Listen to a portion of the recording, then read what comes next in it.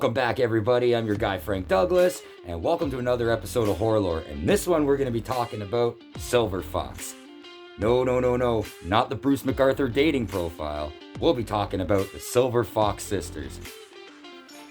Both are scary as shit, though.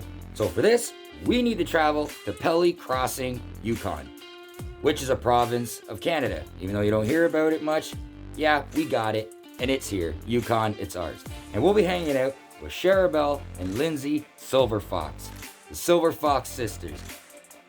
Probably the most savage sibling duo in Canada. Real shit. On December 12th, 2017, Lindsay and Charabelle Silverfox, two sisters, were hanging out getting drunk with a couple buddies, Vance Cardinal and Derek Edwards. They were originally drinking at Charabelle's house, then they ended up venturing off to a friend's to continue their partying. Charabelle got into a fight with somebody at that house, so they returned back to hers to continue getting drunk and doing a bunch of drugs as cocaine, etc., the fun stuff. Now back at Charabelle's house, sitting in the living room, drinking and taking their vitamins, was Derek and Charabelle. The two of them got into a verbal argument, and it turned physical. Charabelle turned around and just started Floyd Mayweathering Derek right in the face. Derek stood up, Charabelle fell. Vance, he saw what was going on, so he came in to try to intervene and got in between Derek and Charabelle. He pushed Derek. Derek pushed Vance back. Vance punches and pushes Derek.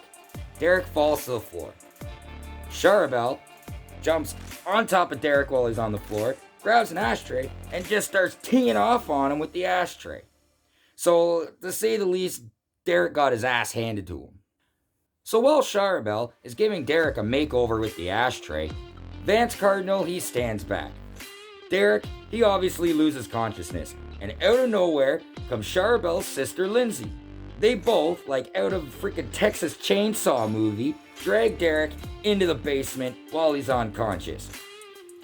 And you think it can get worse? It gets worse. Charabelle and Lindsay, once in the basement with Derek, they had their way with him. Charabelle started stabbing Derek multiple times in the chest, 13 to be exact. Then she takes a compound bow and starts shooting Derek with the compound bow in his head and other spots of his body, a total of 18 times. Now after he was dead, Lindsay, she must be the tough sister, she walks up and starts punching Derek's dead body in the face. They then wrap his body up in a tarp and continue partying. The following morning, December 13th, 2017, Lindsay and Charabelle Silverfox contacted their other sister, said that they needed help and needed her there right away. So that sister makes her way over to Charabelle's, and when she arrives, she walks into Lindsay and Charabelle, still completely intoxicated, and she makes her way into the house. She discovers Derek. She calls 911. Lindsay and Charabelle freak out and say, no, don't talk to the cops. So now, being freaked out and scared that 911 was just called, Lindsay and Charabelle hightailed out of there, leaving their other sister at the house. So, as they tend to do, the police showed up. Investigation was launched into Derek's death, and the hunt was on for Charabelle and Lindsay Silverfox. And it didn't take them long. They arrested them the same day, not far from Charabelle's house, at a friend's residence. And the police made statements that the sisters were so drunk that when they arrested them, Charabelle actually threw up 41 times in her holding cell. You need to learn how to hold your liquor, girl. After being arrested in the connection in the death of Derek, the Silverfox sisters, Lindsay and Charabelle, were released. However, it wouldn't last long. They were released for about a year and a half while police solidified and investigated, dotted all their I's and crossed all their T's, and formal charges were finally brought against the sisters in May of 2019 in the death of Derek Edwards. And here's a fun fact. After the death of Derek in 2017, and before the formal charges laid against her in 2019, sister Lindsay Silverfox, she murdered her friend. Her friend's name was Chelsea Bain. And in 2018, Lindsay and Chelsea Bain were at Chelsea's house drinking and watching movies. Lindsay decided it was time for her to leave, got up, grabbed the 6-pack of beer they had, and started walking out the door. Chelsea contested the fact that Lindsay wanted to leave with the alcohol, so Lindsay stabbed her twice in the chest, killing her. That's always nice. When the formal charges were laid against the sisters in May of 2019, Lindsay was already in custody for the death of Chelsea Bain. So she was in jail for killing one friend, now she's up on charges on indignity to a dead body on another.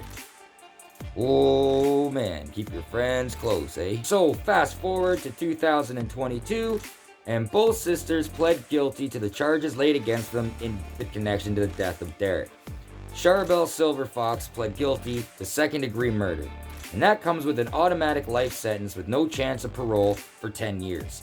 And Lindsay Silverfox, she pled guilty to indignity to a dead body, and that comes with a maximum sentence of 5 years. Now, a sentencing date hasn't happened yet for the exact sentence to happen. However, we both know that Charbel's getting at least a dime, and Lindsay's getting a nickel or less. Lindsay Silverfox, she also pled guilty in connection to the death of Chelsea Bain. She pled guilty to manslaughter, and this was also in 2022.